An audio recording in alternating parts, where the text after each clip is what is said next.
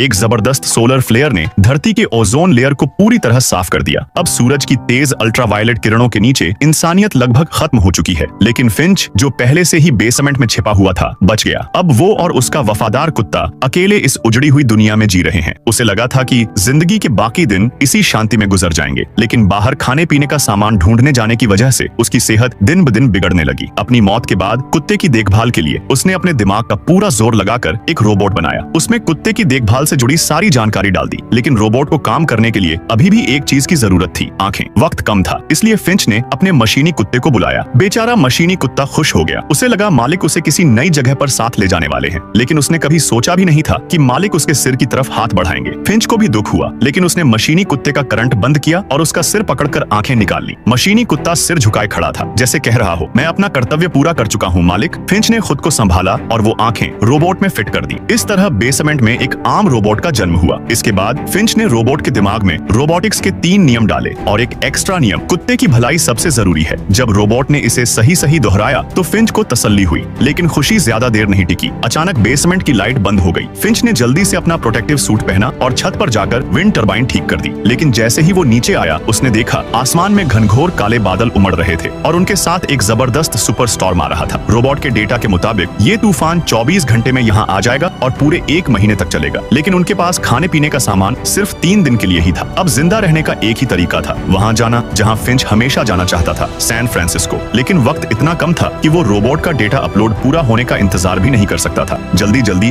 उसने रोबोट को पैर लगाए और उसे चलना सिखाया। शुक्र है रोबोट जल्दी सीख गया। पूरा परिवार अब सफर की तैयारी में जुट गया। इधर मशीनी कुत्ता भी कुछ मदद करना चाहता था, लेकिन आंखें न होने की वजह से इधर उधर टकरा रहा था। तभी फिंच की नजर एक पुराने कैमरे पर पड़ी। उसने वो कैमरा मशीनी कुत्ते पर फिट कर दिया। अब सब सामान बांध लिया गया। 2 इंसान 2 रोबोट, ये पूरा परिवार अपनी आरवी गाड़ी में बैठकर भाग निकला। लेकिन फिंच को पता था ये कोई आसान सफर नहीं होने वाला। उसे लुटेरों से बचना था और साथ ही रोबोट को सिखाना था कि इस बर्बाद दुनिया में कुत्ते की देखभाल कैसे करनी।